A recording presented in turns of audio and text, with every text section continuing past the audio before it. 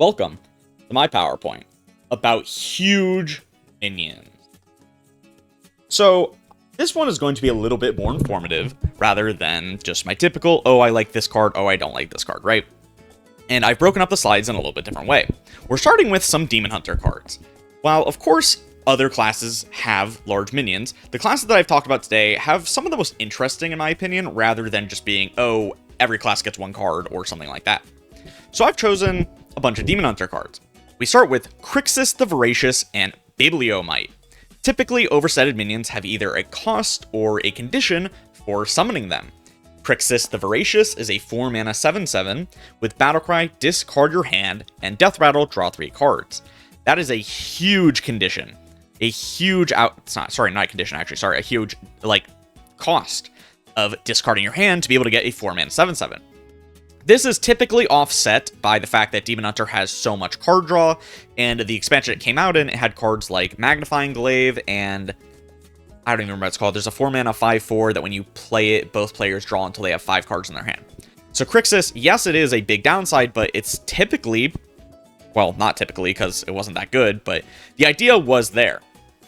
There's also Bibliomite, which is a 2-mana 5/4, Battlecry, choose a card in your hand to shuffle into your deck. Of course, this isn't as bad as discarding a card, but you still lose a card to get Bibliomite. That being said, you have, on average, +2/+2 over the average 2-drop, because the average 2-drop is like a 2/3 or a 3/2, which Bibliomite being a 5/4 is an increase of 2/2 in stats. On the other side, there are cards like Magtheridon Unleashed and Imprisoned Antian that are dormant minions. Dormant is a pretty big condition to put on a minion because, especially for these kind of ones, they're dormant for 2 turns after they are played. That means that they don't get their stats instantly. These 2 cards, however, unlike a lot of dormant minions, do have effects additionally to just being big in stats. Magtheridon Unleashed is an 8-mana 12/12 mech demon with dormant for 2 turns. While dormant, deal 3 damage to all enemies at the end of your turn. The main use case of Magtheridon is not the fact that it's a big stat stick. It's actually just really good off of Window Shopper, because Window Shopper is a 5-mana 6/5, miniaturize, Battlecry, discover a random demon, set its cost and stats to this minions. So if you get, with Magtheridon, you can get it way cheaper and it's really good. It was like the best deck in early Wisbang's Workshop for a reason. There's Imprisoned Antian, which is a 5-mana 10/6 demon. It used to be 4 mana, I want to say. I might be wrong. I think I might be wrong on that. Anyway, dormant for 2 turns. When this awakens, deal 10 damage randomly split among all enemies. While these are big overstatted minions, the effect is really just being dormant, right? And after they awaken, they're big stat bombs that your opponent kind of has to deal with. Or, I'm going to be honest with you, I don't think most people want to take a 12 attack minion to the dome. I don't think they do. Of course, they are a lot slower because they are dormant. They can't interact with the board instantly. I guess Magtheridon can, but most other dormant minions can't. And it's more interesting that way. I'm going to be honest. I think that dormant is a cool mechanic. It allows you to do this. You're allowed to be able to print overstatted minions that can't affect the board right away. It's hard to make this effect work. Most cards that are dormant are kind of terrible. Most of them are. So a lot of them were a lot better when they were in standard. Like there's Imprisoned Fellmaw in Hunter, which is a 2-mana 5/4 with dormant for 2 turns. When this awakens, attack a random enemy. That card is awesome. It's called Face Maw for a reason. But yeah. Speaking of Hunter, sometimes being a large minion is beneficial. You actually get to use those stats. A lot of large minions have Rush, or in the case of something like Wild Bloodstinger, forces a minion to attack it. We start with Mr. Mukla, which is a 6-mana 10/10 beast with a Rush, Battlecry, fill your opponent's hand with bananas. That is technically a downside, filling your opponent's hand with bananas. That does give them cards. Most of the time, it's not that big of a downside if they do burn a card or if they're not a deck that builds a lot of minions. But if they do have a lot of minions, giving them like 3 or 4 bananas can add up in damage that can kill you. Hunter hasn't been known for being a class that has a lot of healing, so giving your opponent some extra fuel and damage in hand can matter. I mean, we're obviously going to ignore the fact that they print Hollow Hound, but that card, that's a dual class card. Catch of the Day is another interesting case of a card that's, overstated and has a condition. It is a 1-mana 3/3 beast with Rush and Battlecry, summon a 2/1 worm for your opponent. You can technically ignore the worm, and then the catch of the day is just a 1 mana 3/3 with rush. But if you are playing Catch of the Day yourself, it's typically going to be trading into that worm, leaving you behind a 3/1, which isn't necessarily overstated. There are 1 mana 3/1s. But a lot of large minions have ways to get around their downsides. In the case of Catch of the Day, you can play with Trusty Fishing Rod, which is a 3 mana 1/2 weapon. After your attack, summon a random 1-cost minion from your deck. That means it bypasses the Catch of the Day battlecry. A lot of large minions work in that same way, where they will have some way to bypass their negative effect. And Catch of the Day is a prime example of one how. Gorm the World Eater. This is another card that makes use of the dormant mechanic, and similarly to Magtheridon, it does something while it's dormant. 3 mana 12/12 beast, dormant for 5 turns. At the end of each turn, destroy the minions to the right of this to awaken 1 turn sooner. Sorry about that. I had to take a phone call. I don't know if any of you guys saw on Twitter, but I posted that I use my YouTube outro as my ringtone. I've been doing it for a little while. I never actually mentioned that before. I just think it's really funny. Anyway, about Gorm. So after the expansion has come out, Gorm is starting to be used in Egg Hunter decks. And, well, you might be thinking, oh, like using Nerubian Egg and the new Extraterrestrial Egg, and like, no. People were trying to use it in Mystery Egg Hunter, and I tried it. I played about 20 games with it, and in about half the games, I did not draw Gorm. And when I didn't draw Gorm, I kind of just lost, because if you don't know what Mystery Egg is a 4 mana 0/3 egg with miniaturize and Death Rattle. Add a add a copy of a beast to your hand from your deck. It costs 4 less. So if Gorm is in your deck, sometimes you hit Gorm. And if you hit Gorm, that's really awful, because you want to be hitting cards like Mr. Mukla and Hollowhound and Sasquatch and King Plush. You don't want to be hitting Gorm ever. In fact, I had to cut Gorm from my deck because I was hitting it so consistently in my Mystery Egg that I was just losing games because of it. I get the idea behind Gorm the World Eater, but holy crap, this card is awful. I know that's not really related to it being a big minion, but it is a very large minion. It's a 12/12. No, you're supposed to put it Death Rattles right next to it so it'll come out sooner, but like, it's just stats. It doesn't even do like anything when it wakes up. Yeah, it pops some Death Rattles, but it's only going to pop like 3 of them. It's just like, eh. Technically, if you time it correctly so that Gorm awakens on or at the end of your turn, like rather the start of your turn, it technically can attack the next turn, which is nice, but it's a little awkward to time it sometimes. You have to like let it tick down on a single turn on its own. I don't remember how I did it. It's awkward, but you can do it. It's just very awkward. And then lastly, there's Wild Bloodstinger. This is a really iconic minion. A lot of people like this guy. He's just not very good. 6 mana, 6/9 beast, battlecry, summon a minion from your hand or from your opponent's hand to attack it. This is like the epitome of an overstated minion, using the fact that it is a huge minion to do stuff. It'll summon a minion from your opponent's hand. It's a 6/9, so it's relatively likely to kill anything that isn't super large, and then it's very likely to survive almost everything.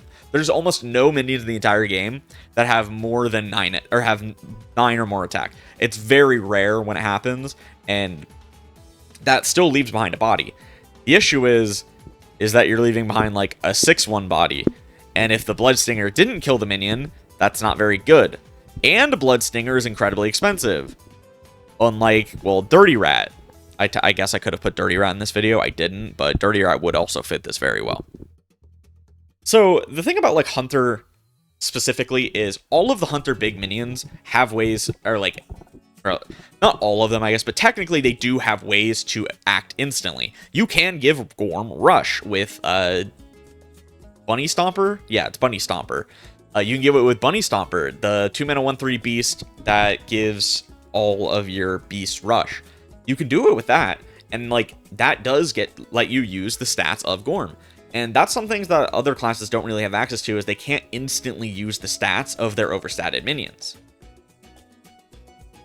And then there's like Paladin that has minions that have symmetrical effects, like Lumia, Nozdorma the Timeless, or even Anachronos. Lumia is, of course, a 6-mana 9/9 lifesteal. After your hero takes damage, they become immune for the rest of the turn. It's from the newest set. And Lumia, I mean, people are really high up on this card. It's really strong into aggro, especially because, well, if your opponent's playing like a wide swarm deck, and then you drop this on turn 6, and they can't instantly kill you, they kind of just lose the game. They either have to trade into Lumia, which is really bad because it's a lifesteal minion, or they hit your face, and then they can't deal any more damage. Yeah, 6 mana is a bit to ask for, in my opinion, in some matchups, but there's cards like Seashell that exist, which will discount your next Paladin card by 2. I mean, it's your next card, not non-rogue card, but it's a Paladin card. So yeah, like, that's really, really good. I mean, Lumia is just absurd into aggro. It just really is. Aggro in Standard currently is, like, not that great. There's, like, Pirate Demon Hunter, and that's kind of it. So, I mean, we're not going to know the full, like, extent of Lumia until sometime next year. But right now, I mean, it's a really good stopgap into your opponent playing, like, a bunch of minions, even at that. Because either they kill Lumia, or you just don't take any damage. And then you get to get incredible value from, like, your Librams, or, well, whatever Paladin's doing in Standard right now. I'm going to be honest, I don't really care right now. I mean, who cares about Paladin? Nozdorma the Timeless is a 4-mana 8/8 dragon with battle cry set each players to 10 mana crystals. So yeah, it's really, really overstated. It's a 4-mana 8/8 even. I think this is like one of the most overstated minions in the entire game. And it ramps you. Yeah, but it also ramps your opponent. The thing is if Nozdorma the Timeless wasn't an 8/8, it would be so much worse. This is something that I was talking about on Twitter the other day with Ticketus. So Ticketus is also a 6-mana 8/8. I think if Ticketus was a 6-mana 6/6 or 6/6, it would have been like significantly worse than it was. And Ticketus already wasn't that great of a card. Yeah, it saw play in a real deck, but people really overhyped how strong Ticketus was. It really wasn't that good, I'm gonna be honest with you. So being like an 8/8 body when you're doing this like gigantic negative tempo play, this is like the lowest tempo play you can possibly make in the entire game, is to ramp your opponent. Because they get the mana right before you do. Yeah, your deck is more tailored to using the high mana cost, which is almost always better. But there are some decks that are also tailored to having high mana costs. Druid. So sometimes, you know, ramping your opponent is really bad. You can also actually use Nozdorma to de-ramp your opponent if they're above 10 mana crystals with, like, Guff, and that actually does matter sometimes. It's not common, and it doesn't happen very often, but it is something you can do for people that didn't know. But yeah, Nozdorma, the thing is like Lumia, it's a symmetrical effect. Both of their effects affect both characters. You technically are at a downside with Lumia because you can only deal so much damage to your opponent a turn. If you just buff one minion, namely Lumia, up really high, I mean, that's not that big of a deal. Like, if you're playing Libram Paladin, you put all your Librams on Lumia so that you can just hit face with Lumia, and that's pretty good. But it still is a symmetrical effect. There's Anachronos, which is a 7-mana 8/8 dragon, battlecry, send all other minions 2 turns in the future. Yeah, it's not gigantically overstated, I will be honest with you. It's only like +1/+1 over average, but it still is overstated, and it is still a symmetrical effect. A very powerful symmetrical effect that is definitely in your favor, but you are still poofing away your own minions for 2 turns. If you don't control your board properly, you will lose those minions. And I mean, I just wanted to talk about Anachronos. I really like this card. It's one of the most interesting removal cards they've ever made in the entire, ever. I just like Anachronos. He's really cool. I think that it's really interesting that, 2 of the best Paladin legendaries are both, just big dragons that don't even, I mean, they're just solid cards. I don't know. I'm sorry. Sometimes I just like to talk about cards because I like to talk about them, okay?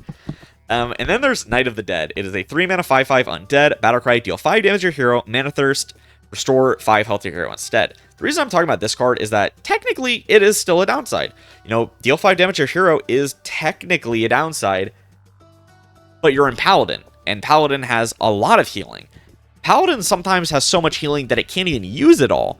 And, well, taking 5 damage is not that big of a deal when you can just heal it off instantly. That was the whole idea behind the March of the Lich King set for Paladin, is that, you have so much healing anyway, just deal damage yourself, and then you can use the healing. That's never how those cards really worked out. It's the same deal with Roscon's Rumble. They did the exact same thing in Roscon's Rumble, and it didn't work. But there's that. There's also the fact that Night of the Dead has an upside when you play it later in the game. The Mana Thirst will heal you instead. That's really insignificant, don't get me wrong, but it's similar to the fact that, like, Nozdormu is overstated in the same way that Night of the Dead is, because, well, that effect isn't that good late game, but you're still getting a 3-mana 5/5 for it, right? Paladin has a lot of minions like this. I just, like, I mean, a lot of classes do. I'm not putting every class in this video if you hadn't noticed, but a lot of classes have minions like this that are just like, yeah, they are overstated just cuz, almost. I'm not sure, like, what the idea of Night of the Dead really was. Like, when you look back at the package that it came out with, it was just, like, not worth it to play, like, for a heal package, I guess. There weren't really any cards to use with it. It was a little weird. I don't know. I'm gonna be honest with you. I don't really know why they did this self-damage package when there wasn't really anything to go with it. This is kind of really weird. Then we have Shaman. So Shaman is very straightforward. Shaman has a lot of overstated minions, and almost every single one of them has Overload. There's technically, like, Meltamental, I think is what it's called. It's from Perils of Paradise. I've never played the card my entire life. It's a 3-mana 3/8 taunt with or elemental taunt that is permanently frozen. That's not an overload card, but it's still overstated. But I mean, it's Shaman, right? Overload is supposed to be this negative keyword that allows you to pay more up front, or will pay less up front and then pay more later. And there's a lot of overload cards that, I mean, have been really popular and really iconic for a long time. You have cards like Totem Golem, which is a 2-mana 3/4 totem with Overload 1. This card used to be one of the best cards in the entire game. At one point, it was one of the best cards in the entire game. Aggro Shaman was absurd in Standard. It was great in that deck. Even Shaman was great in Wild, and it was good in Wild. I mean, this is at a completely different time, mind you. But, like, years later. Years later. I wouldn't even consider, like, I mean, it's a night and day difference. The, like, 2016-ish era Hearthstone versus, like, 2022. Night and day difference, right? But, sorry, I just hit my mic. But Totem Golem, I mean, this card just saw so much play for so long. It was an even Shaman forever. Like, it only stopped being an even Shaman recently because they've gotten, like, finally better cards after, like, 4 Totem expansions. They've finally gotten better cards than Totem Golem. That's crazy, right? Like, that doesn't happen often. Usually, I mean, Totem Golem was good in even Shaman for, like, 4 years. Like, genuinely. It was awesome, amazing in that deck. It's just so powerful to play on, too. It's a 2-mana 3/4, and then you played a totem the turn before, and then you had all the synergies from being totems. And then, you know, after a while, when your card quality gets better, Overload gets a lot worse, so that you can't really run it anymore. Flame Wreath Faceless is a super iconic minion. It's the 4-mana 7/7. It has Overload 2. It used to be really good in an aggro shaman that made use of a lot of Overload with your Tunnel Trog. So Flame Wreath Faceless, I mean, fit perfectly. I genuinely believe a 4-mana 7/7 no text would be good today. So 4-mana 7/7 with not necessarily an upside, but it did buff your Tunnel Trog. Yeah, you can only imagine how good that was in 2016, right? It was absurd. It was insane how powerful it was. There's a lot of cards that have come out recently that do have, like, an overstated effect and Overload. And, I mean, a great example is Minecart Cruiser. 3-mana 4/5, Elemental, Rush, Overload 2, Battlecry. If you've played an Elemental last turn, don't Overload. It's 1/1 stats over average, but it has Rush, and it has a way to negate its Overload. So it has such a high upfront Overload in the first place to make up for that. It's overstated and has Rush. This minion is incredible. It's so strong in Elemental Shaman and Standard.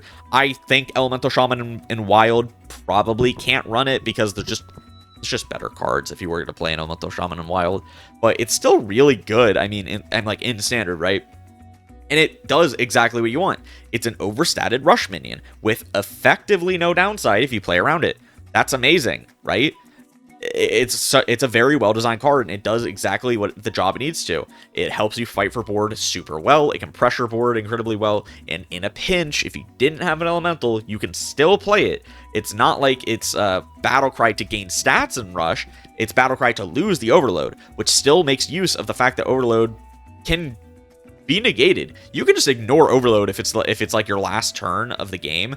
Overload doesn't matter. Or, you know, there are cards that remove Overload, like Pebbly Page or Overdraft. Pebbly Page is a 2-mana 2/1 elemental battlecry, draw an Overload card. You can't overload this turn. And then Overdraft is a 1-mana tradable spell, deal damage equal to your Overload, refresh your, or remove, or unlock your overloaded mana crystals. That's the term, unlock. I mean, those cards are good. Those are good cards too. Removing Overload is a huge thing, especially to cheat out minions. Like, that's why Overload is such a good mechanic when you have cards that can negate it, and when you can't, well, Overload is really bad. And then there's Novice Zapper. It's a 1-mana 3/2 with spell damage +1 and Overload. I mean, Novice Zapper is probably, I would make a genuine argument, it's one of the best Overload minions ever, and it fits the exact theme of this video very well. It's overstatted, and it has a strong effect. Yes, technically, if you just win the game, you play an Overload card, like Novice Zapper, you won't technically Overload, and that's kind of the actual use case of Novice Zapper, and since that's the case, its stats don't really matter. But I think if Novice Zapper was just actually just a 1-mana 2/3 instead of 3/2, it might just be, it would be so much better. It'd be so much better. You could actually play it, like, to play, but you can't really play it just to get out that often, I'm going to be honest with you. I think that Shaman does overstated minions very well because of Overload. It has a built-in class mechanic that lets you build around Overload minions in a way that, well, other classes kind of don't. Like, Warlock is probably the next best that has a way to make overstated minions work. Or Death Knight. I guess Death Knight would as well because of corpse costs, but I mean, like, yeah, there's a reason that two of the, like, Totem Golem and Flame Wreath Faceless are such iconic minions. When you see your opponent drop an overstated minion on, like, an early turn, it hurts. It viscerally hurts you to see your opponent play a giant minion. And, I mean, can you... Dude, I keep getting balls. It makes a lot of sense, right? That, like, you would remember these cards so well because, like, if you get dropped, you can't deal with it. You're taking a lot of damage. And then there's Warlock. Some classes basically don't have negatives to their overstated minions. I mean, let's look at Warlock for a second. Malefic Rook. It's a 3-mana 5/6 demon. Battlecry, attack your hero. Okay, well, if you're playing cards like, it's called Imprisoned Horror, I think it's called. I might be wrong. It's a 9-mana 4/4 with cost 1 less for each damage you've taken on your turns. This is effectively reduce that by 5 damage. Flame Imp, 1-mana 3/2 demon. Battlecry, deal 3 damage to your hero. This card's been, I mean, this has been one of the best Warlock cards in Standard forever, by the way.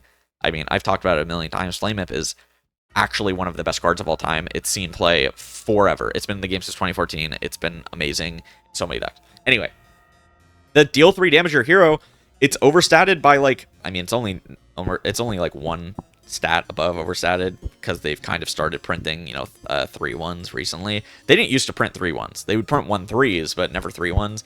And they started printing a couple recently. But with Flame Imp, again, it reduces your cards by 3. It also, you know, if you have the quest line, it would buff the quest line.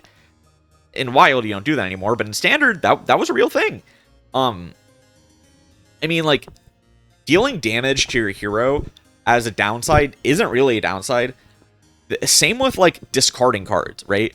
Discarding cards as a quote-unquote downside isn't really a downside for Warlock because they have cards that would love to be discarded. I didn't put any of the discard cards like that on here today because, well, it's not really in Standard, so it's not really as topical for people that are, like, in Standard as something like Malefic Rook, and I obviously gotta talk about Flame Imp, bro.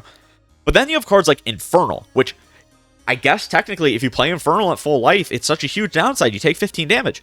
But if you play it below 15 life, it's a 4-mana 6/6 demon with taunt. Battlecry, set your hero's remaining health to 15. So if you're on, like, 1 health, it's a 4-mana 6/6 with taunt that healed you.